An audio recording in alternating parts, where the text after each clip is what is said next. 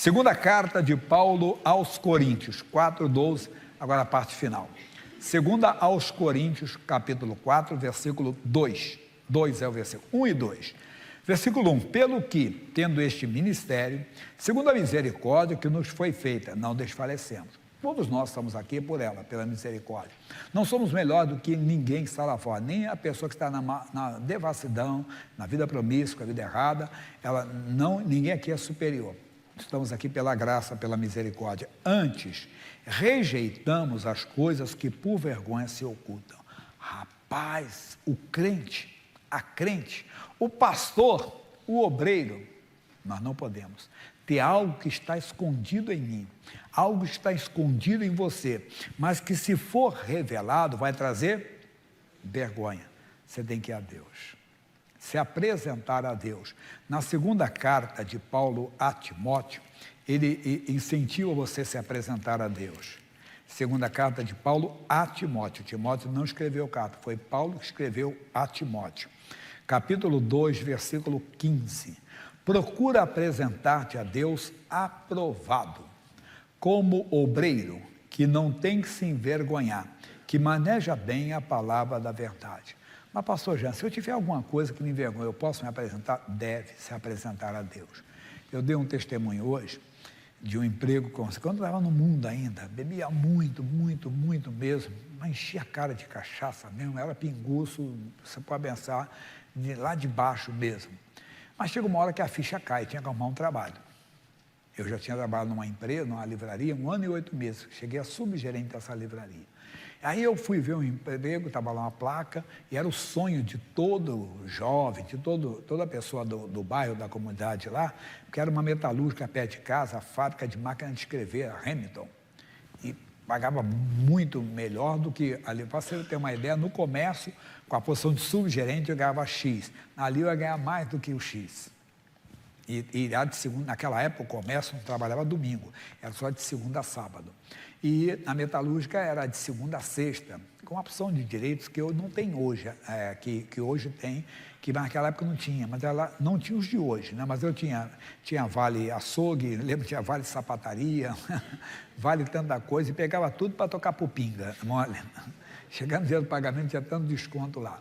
Mas no começo eu não fui, eu fui reprovado. Por quê?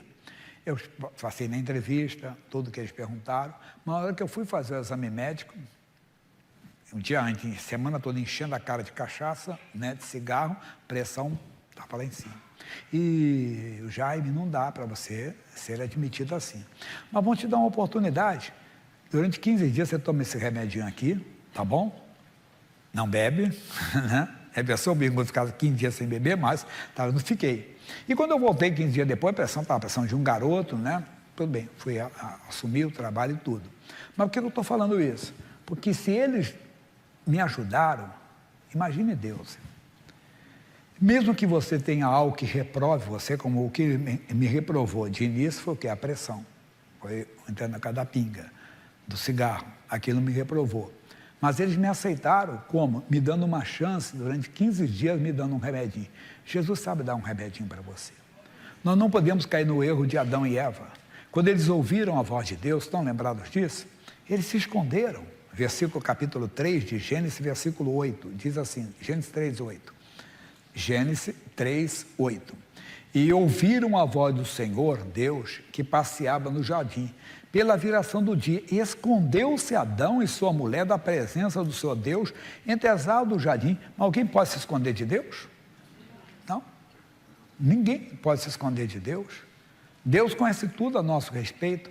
Na carta aos Hebreus, no capítulo 4, versículo 12, a Bíblia diz assim, Hebreus 4:12, 4:12, meu filho, 4:12, porque a palavra de Deus é viva e eficaz, é mais penetrante do que qualquer espada de 2 gumes, e penetra até a divisão da alma e do espírito, das juntas e medulas, é apta para discernir o quê? Quer dizer, Deus conhece até os nossos pensamentos. Pode ir a Deus, Ele conhece tudo. Não adianta esconder. Vamos que eu tivesse alguma coisa que alguém me ensinasse para baixar a pressão ali. Eu nem sabia que estava com a pressão alta por causa do cigarro, da bebida e tudo. Fui aquilo. Mas o que eu estou dizendo para você? Eles me ajudaram. Se Deus vai te ajudar, não se esconda, Deus sabe tudo, até nossos pensamentos Deus conhece.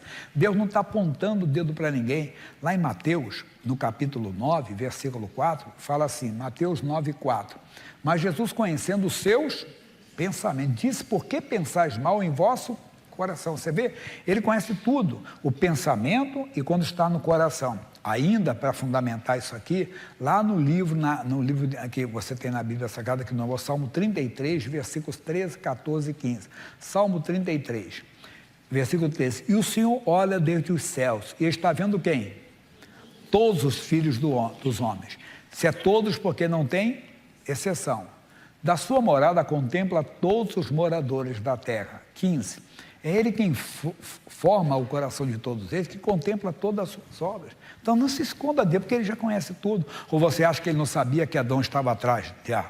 Aí ele volta para o Adão e olha o amor de Deus. Ele pergunta, Adão, onde estás? Gênesis 3:9. Olha o que ele fala. Ele diz assim para Adão, e chamou o Senhor Adão e disse, onde estás? Será que Deus não sabia onde ele estava? Versículo 10, Adão se apresenta e diz para ele assim, e ele disse, eu ouvi a tua voz soar no jardim, temi porque estava nu e escondi-me. Olha aí, Deus parece que não é Deus. 11, Deus parece que não é Deus. E disse Deus, quem te mostrou que estavas nu? Comeste tu da árvore que te ordenei que não comesses?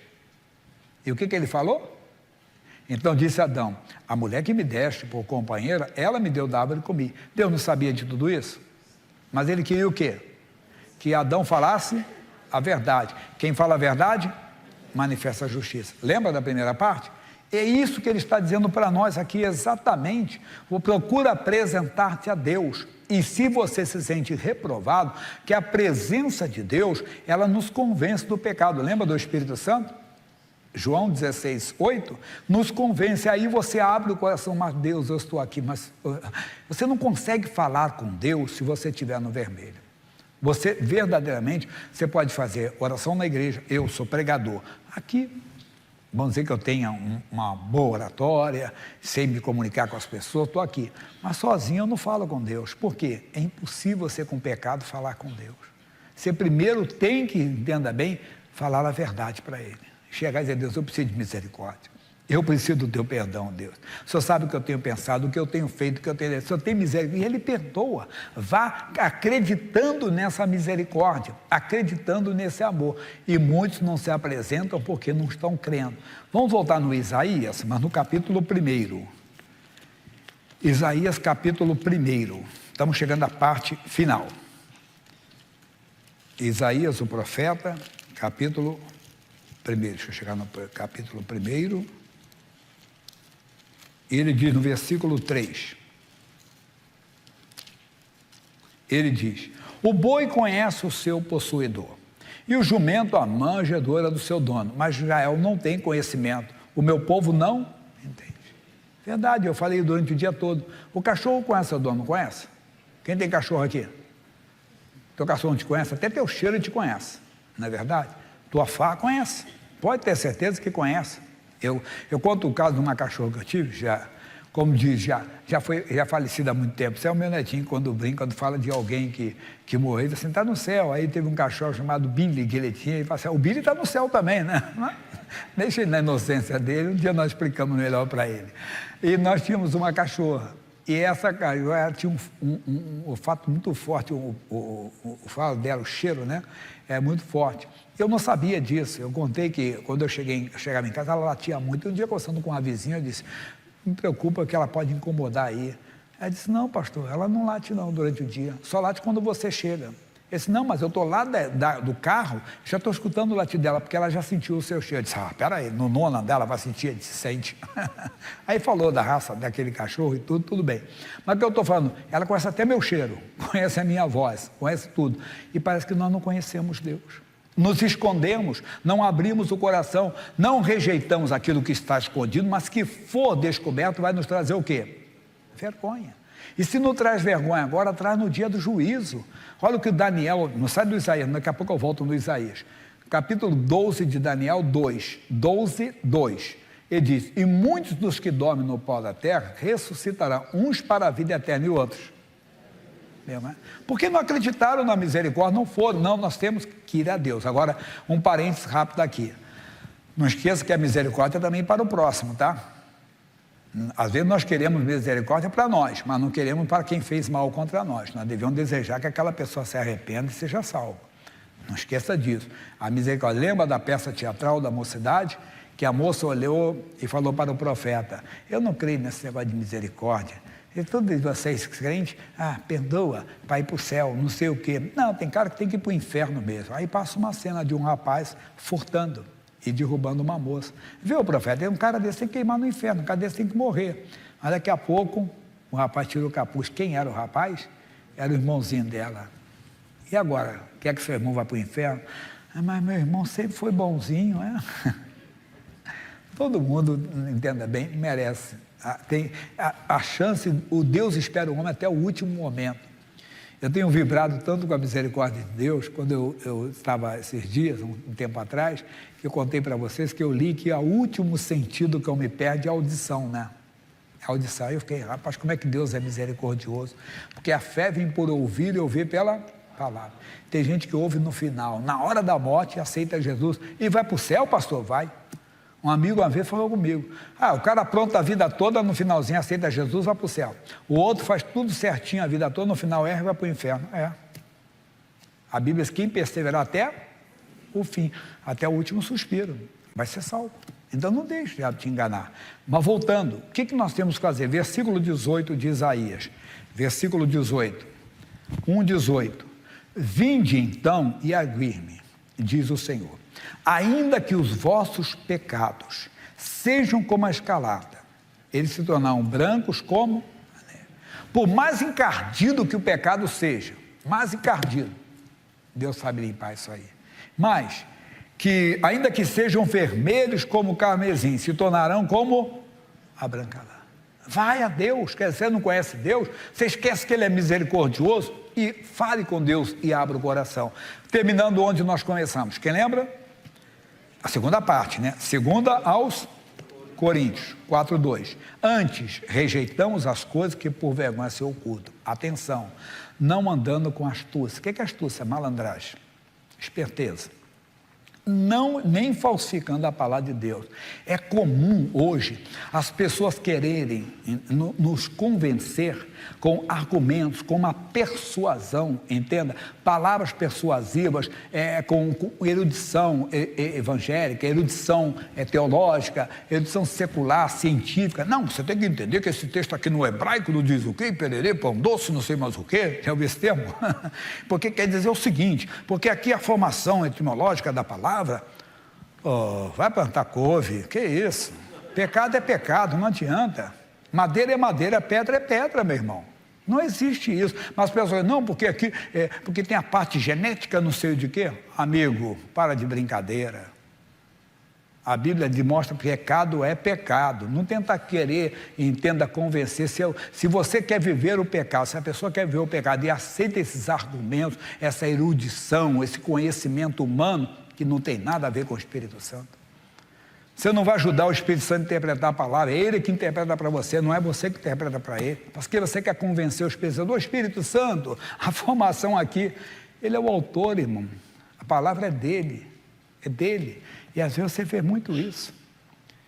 Fala um amigo, para de besterol e se converta. Não quer, tudo bem, Deus dá livre-arbítrio, você quer viver, vê. Mas não tem de convencer que pecado não é pecado. Não tem de convencer isso. Não tem de convencer que isso aqui não é errado.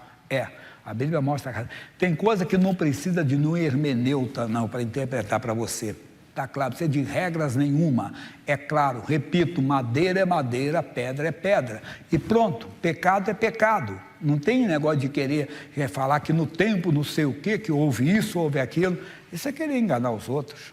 Então, cuidado, nem andando com astúcia, nem falsificando a palavra de Deus, e assim nos recomendamos a consciência de todo homem na presença de Deus pela manifestação da verdade.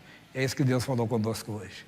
Vamos viver a justiça de Deus, o amor de Deus, vamos desfrutar da presença de Deus, até o dia que fechamos os olhos, nosso corpo sepultado, cremado, oferecido para a universidade, o que for, mas nosso espírito está no Senhor. até o dia que Ele vai nos dar um corpo glorificado, aí o nosso espírito que está nele volta e vai ser uma coisa linda, a eternidade toda com Deus. Isso não é lenda, isso é Bíblia Sagrada. Vamos crer nisso e vamos ser abençoados.